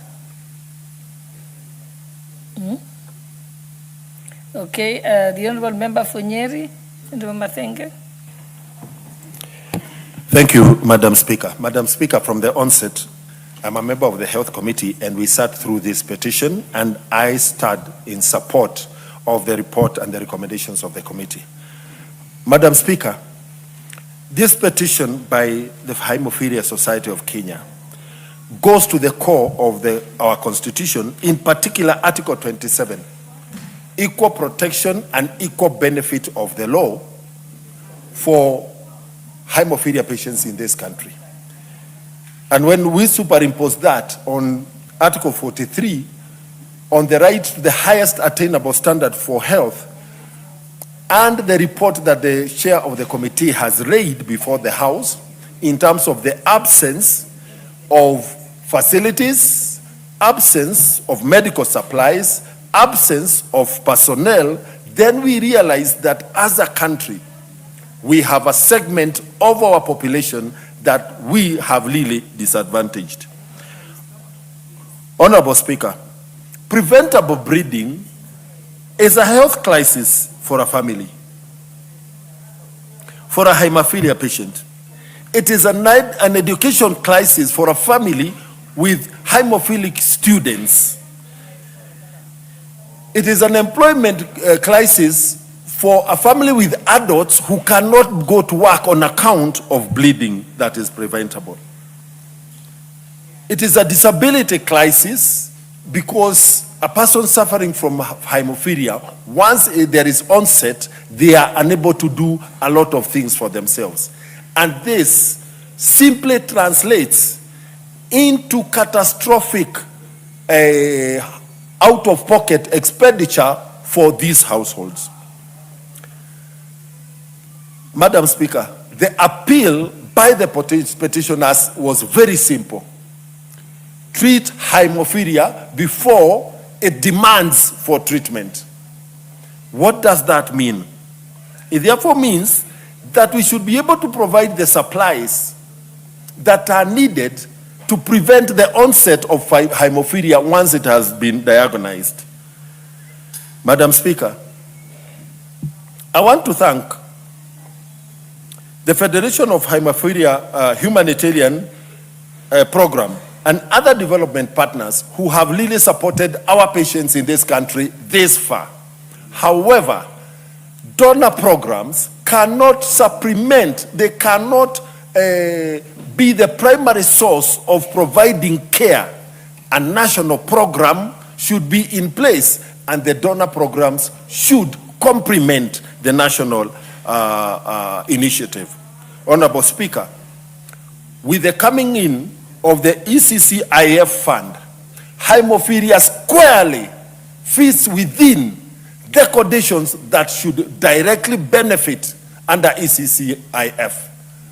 For this to happen, we need hemophilia to be expressly named with clearly defined service packages, medicines, and tariffs under ECCIF. Secondly, the transition from the other funds into ECCIF for hemophilia patients must be simple and clear. Madam Speaker, what does it mean if we could grant, if this country can grant the plea of the Hemophilia Society of Kenya? One, we would reduce emergency admissions. Two, we would allow children suffering from hemophilia to continue with their education uninterrupted. We would reduce chronic pain and long-term disability. We will protect families from catastrophic health expenditure. Early diagnosis, clotting factor replacement therapy, prophylaxis, and a national registry are very low-lying fruits for this country. Madam Speaker, I urge this House to support the report of the committee and support its speedy implementation. Thank you, Madam Speaker. The Honorable Zamzam, member for Mombasa.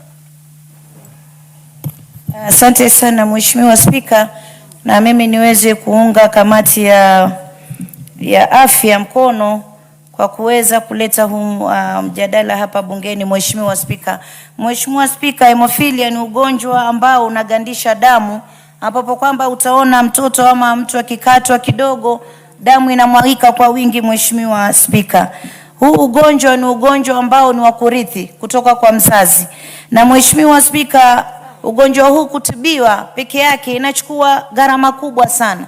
Unaona hata ile kutibu mtoto mdogo ni 50,000 mpaka 100,000, 150,000. Kwa mtu mzima ni 300,000. Mheshimiwa Spika, ugonjwa hauchagui maskini ama tajiri. Mheshimiwa Spika, kwa hiyo mimi ningependa kuweza kumunga mkono ndugu yangu ambaye ameleta hii bila hapa bunge, kusema kuwa huu ugonjwa unafaa utiliwe maanani katika taifa na bajeti ya Kenya. Mheshimiwa Spika, ili tuweze kupata katika mahospitali yetu, manake hawa wagonjwa kama hawa, hospitali ambayo inatibiwa hapa Kenya unapata ni hospitali 2 peke yake, wakati ambapo wagonjwa wako sehemu zote za Kenya. Mheshimiwa Spika, na mtu anaweza akapata jeraha, ama kwa mtoto mdogo anaweza kutairiwa ukaona anamwaga damu mingi sana mpaka kupelekea kifo. Mheshimiwa Spika, kwa hiyo kuna mahitaji makubwa sana kuweza kupata huduma ya afya katika sehemu zote Kenya. Kisha pia katika SHA waiweke kuwa hiyo katika magonjwa ambao ni yale magonjwa dharura, na ni magonjwa ambayo ni yale magonjwa mazito kama vile wanavyoweka high blood pressure, ugonjwa wa sukari, pia hii iwekwa katika ile msururu. Mheshimiwa Spika, ili hawa watu kupika pale hospitali waweze kuangaliwa kwa uangalifu. Mheshimiwa Spika, kwa hiyo mimi niweze tu kusema mmefanya jambo la maana sana. Huu ugonjwa vile ninavyosema hauchagui, na mtu anaweza kuwa pengine amedungwa hata sindani ama amekatwa na kijembe, unapata damu inamwaika nyingi na mtu hajui kama kwa mfano ana huo ugonjwa. Mheshimiwa Spika, kwa hiyo huu ugonjwa ni ugonjwa ambao watu wengi hawana ufahamu nao. Mtu anaweza kuona tu mtoto ana overbleed akafikiria pengine ni kitu cha kawaida, kumbe ni ule ugonjwa wa hemophilia. Mheshimiwa Spika, kwa hiyo mimi napenda kuunga mkono na niseme mahospitali yetu ndani ya Kenya tupate madaktari kila sehemu na waweze kupata mgao wa kuweza kukabili ugonjwa huu. Mheshimiwa Spika, kwa sababu ni ugonjwa ambao unachukua pesa nyingi sana kuweza kuutibu. Mheshimiwa Spika, na mimi niseme hata nikipata pale Makadara Hospital tukapata daktari na SHA ikaweza kusimamia vizuri, Mheshimiwa Spika, kama mama kaunti wa Mombasa, naweza nikashukuru sana. Manake wagonjwa wengi hawajui kuna maradhi ambayo yanatokea na hawajui kuwa maradhi haya ni kitu fulani. Kwa hiyo kama kuokoa maisha ya mtu, ni madaktari lazima wawe karibu na hospitali zetu ziweze kutoa haya matibabu ama hizi services za hawa wagonjwa. Mheshimiwa Spika, kwa hayo nashukuru sana. Before we go to the next speaker, I want to recognize the presence of Ngotho School from Rongai constituency, Nakuru County, and also Kisanana Primary School from Ngotho constituency, Baringo County, who are seated in the speakers gallery. We welcome you to the presence of Parliament. Asante.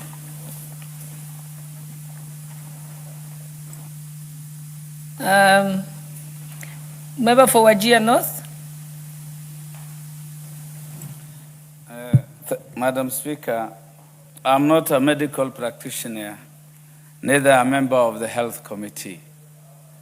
But from my little scan and eavesdrops regarding hemophilia blooding disorder, I want to say that by contributing that this has been a problem in Kenya, and Kenya cannot afford the right treatment except preventive care.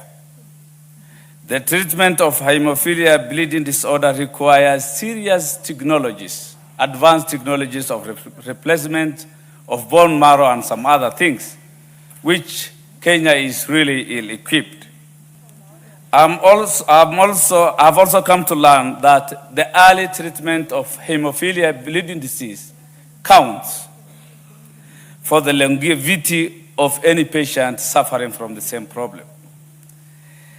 The causes of these diseases are very severe. It causes disability, physical and psychological issues in the society. In as much as it is genetical, I've also realized that the one mistake we do, we only address hemophilia when it is at an advanced stage, not at the early onset when it is manageable. By then, this disability is knocking, and all other attendant issues that could come with the advanced stage of hemophilia bleeding is also with you. That is the unfortunate part of hemophilia bleeding disorder, Mr. Speaker. So the earlier we treat patients, the better for their survival, Mr. Speaker. Madam Speaker, sorry. So it's all about managing severe bleeding and avoiding the permanent damage associated with it. Madam Speaker, in preventing hemophilia, you need to control clotting of blood. You must encourage clotting of blood. Lack of clotting is the cause of bleeding. And avoiding the issuance of blood-thinning drugs to patients of hemophilia is also a concern. And making sure that there is enough civic education so that they are not engaged in extraneous, serious physical exercises. Low-level intensive exercises is required. Circumcision, as is common in the rural folks, is also a concern, because you may happen to circumcise a patient of hemophilia, then that is the beginning of a problem, like ignorance on the part of those doing circumcision. Even there are those who are doing cupping traditionally. Cupping.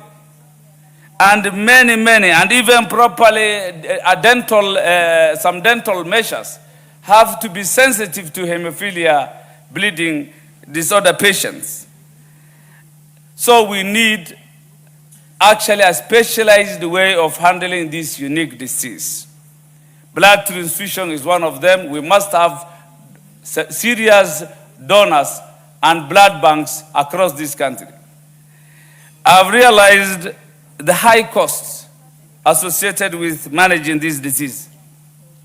In Kenya, it's not treatable, it is only the management we are talking about. The high costs, we also depend on donor. Hardly do we budget and factor in this. I've realized it's only 14% of those who are affected, and that means there is low rate of diagnosis. Meaning many are out there unknown. So our statistics are not yet updated on hemophilia bleeding disorders, Mr. Speaker.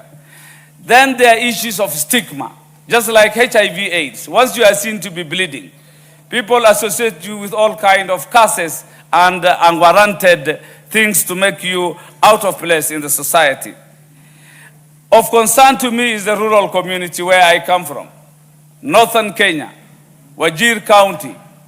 How do you treat a hemophilia bleeding disorder patients when there are only 14 facilities or so? That is to tell you the former professional hospitals and few in Nairobi are the only ones privileged to treat hemophilia diseases, Madam Speaker. The non-inclusion of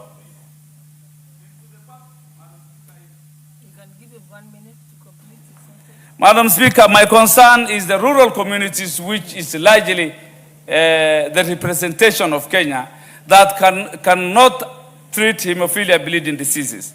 I come from Wajir, 56,000 square kilometers on the northern part of Kenya, Mandera, Marsabit County, Lodwar, Baringo, even let us Pokot. Many cannot really get the treatment that those around Nairobi can get. That means the rural communities require a facility that is at least closer to them, Madam Speaker. And lastly, I know SHA has been implemented quite recently. It is still having teething issues, but doing very well. I'm sure the Cabinet Secretary is listening to this debate.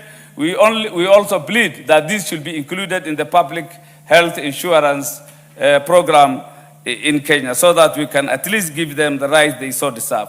With those few lay contributions, I support. Thank you. The Honorable Member for Funyula. Thank you, Honorable Speaker. Let me also join my colleagues and the rest of Kenyans supporting this petition and the report on the petition that was submitted by Mr. James Kago, the Treasurer of the Hemophilia Association of Kenya. Honorable Speaker, we might not have to say much, but Honorable Speaker, looking at the report as presented by the committee and looking at several presentations, and allow me, Honorable Speaker, to quote the one from the Ministry of Health, which says hemophilia is a hereditary bleeding disorder arising from a deficiency of clotting factors resulting in prolonged bleeding episodes, increased risk of a disability, and significantly reduced quality of life for affected individuals. However, Honorable Speaker, there are three or so telling issues here that raises a lot of concern. One is the lack of specialized medical facilities that can diagnose and treat the condition. That's number one. Number two is the chilling fact that the treatment of this disorder is not covered in the Social Health Authority program. Those two issues are really chilling issues. Honorable Speaker, we pride ourselves, we have talked endlessly how we intend to achieve universal health care. These kind of medical conditions, being rare as they are and being complicated as they are, and I have it from Dr. Nyikal, that the condition is not treatable, it is only managed. So it needs to be managed in an orderly manner. Honorable Speaker, it's also on record that it is costly to manage this condition because you never know when it will hit and you do not know how long somebody will bleed because the clothing that normally happens to stop further bleeding is the cause of this matter. Honorable Speaker, I also now want to address the committee observations and recommendations, which are fairly elaborate, and being not a medical doctor, I don't want to go into matters, that is not my forte, but only to note a few issues that have been highlighted by the committee. That number C, for example, paragraph 56C, the committee recommends the Cabinet Secretary, Minister of Health, and the Social Health Authority, and the Benefits Package and Tariffs Advisory Panel to develop comprehensive hemophilia benefits package under the Primary Health Care Fund, the Social Health Insurance Fund, and the Emergency Chronic and Critical Illness Fund. Honorable Speaker, this is where we can start this debate. However, Honorable Speaker, in all subsequent or the successive budgets, national budgets, appropriation bill, we has always come out very clear that both the primary healthcare component fund and the Emergency Chronic and Critical Illness Fund is grossly underfunded. Grossly underfunded. It therefore means that even this recommendation and the prayer can only be for soothing the soul of the patients, but we need to find ways and means of making it a reality. Honorable Speaker, the second recommendation that is also important is the issue that the Ministry of Health and the county governments regularly trains community health promoters and community health officers and assistants on early identification and referral of bleeding disorders. Honorable Speaker, in many counties, CHPs are underfunded, are underprovided, they are underenumerated to an extent that even additional training will not assist them much. So therefore, Honorable Speaker, all that we are saying at the end of the day is that we must find ways and means of making available funds to treat this unique condition that is hereditary, and I have been told by Dr. Nyikal that it seems to affect mostly male species, and that's why we always say the boy child and the male child is an endangered species in this country. We need to continuously pray. Finally, Honorable Speaker, I would like just ask one.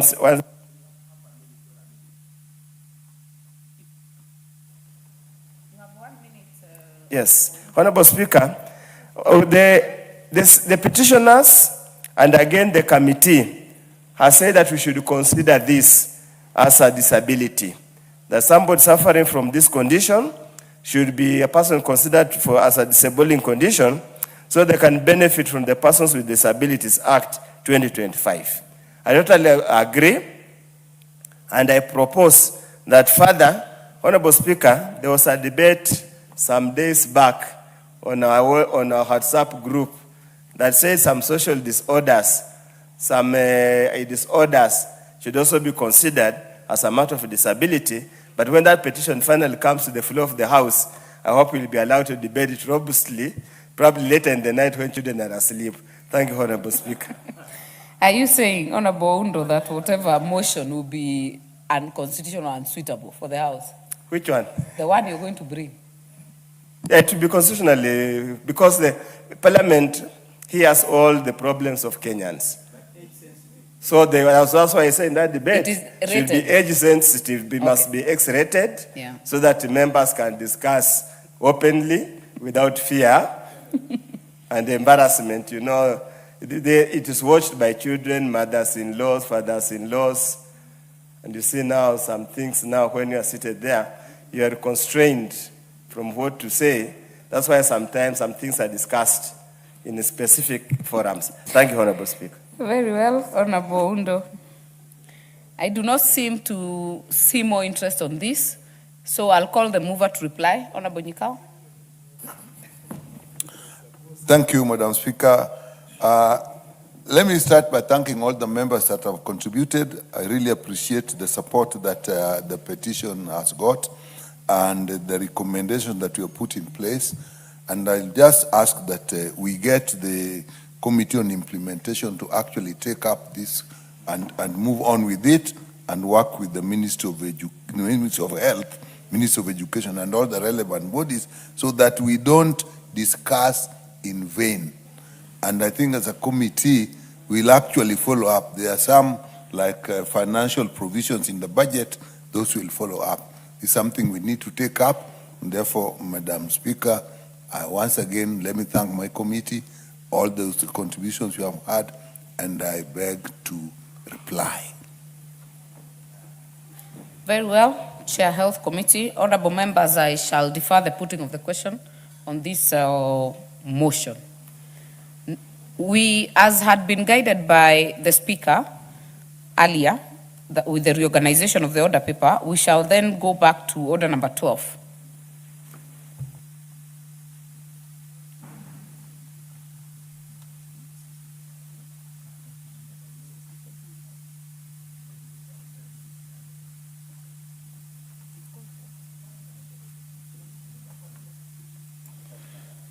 Honorable members, in the Speaker's gallery, we have the members of the Hemophilia Association.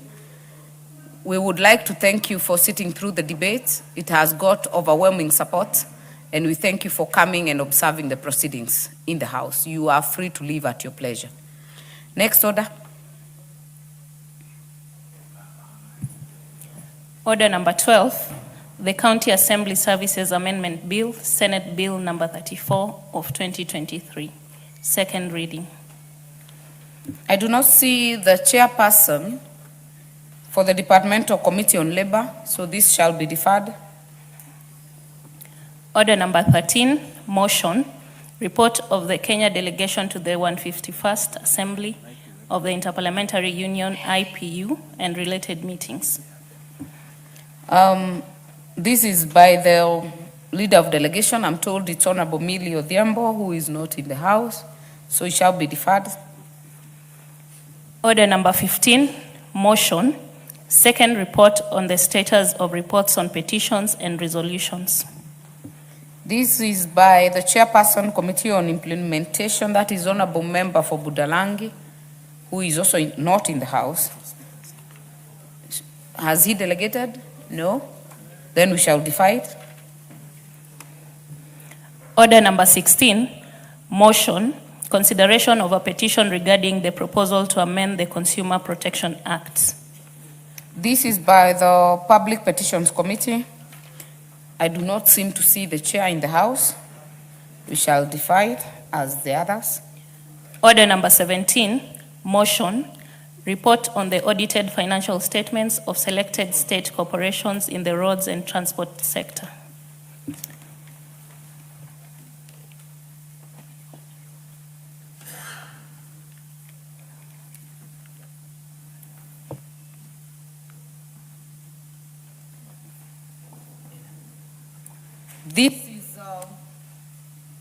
This is by the chairperson, Public Investments Committee on Commercial Affairs and Energy. Is the chair in the House? If not, we defer it. Order number 18. Hold on, before the next order, Majority Leader. Thank you very much, Honorable Speaker. In the absence of the chair, I would like to reply.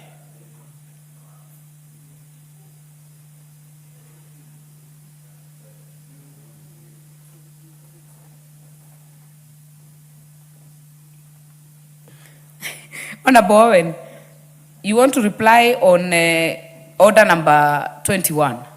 We are not there yet. We are, hold on. We are. My apologies. Yes, we've just dealt with order number 17. Okay. Now we go to order number 18. All right. Order number 18, the Books and Newspapers Amendment Bill, National Assembly Bill number 47 of 2025, second reading. I don't know where the chairs are. This for the chairperson, Parliamentary Broadcasting and Library Committee. And I say that because as the vice chair of Liaison Committee, this committee has complained a lot that this bill has not come for second reading and they are not in the House, so it shall be deferred. Yes, Honorable, is that on Choke? Yes. Yes, what is out of order? Do you want to move? I've just spoken with the chairs around the corner. Should be here in a minute. It's already been passed. We've already deferred it. Next. Order number 19, motion, fourth report on audited financial statements for the National Assembly Constituencies Development Fund. This by the chairperson, Decentralized Funds Accounts Committee. Again, not in the House, shall be deferred. Next order. Order number 20, the County Library Services Bill, Senate Bill number 40 of 2024, second reading. The chairperson, Departmental Committee on Sports and Culture, not in the House, shall be deferred. Next order. Order number 21, the Business Laws Amendment Bill, Senate Bill number 51 of 2024. This is under the leader of the majority. Still on second reading.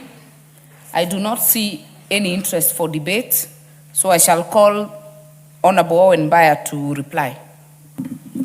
Thank you very much, Honorable Speaker. Honorable Speaker, in reply from the majority side, Honorable Speaker, we'd like to say that we need to create a good and conducive environment for doing business in this country.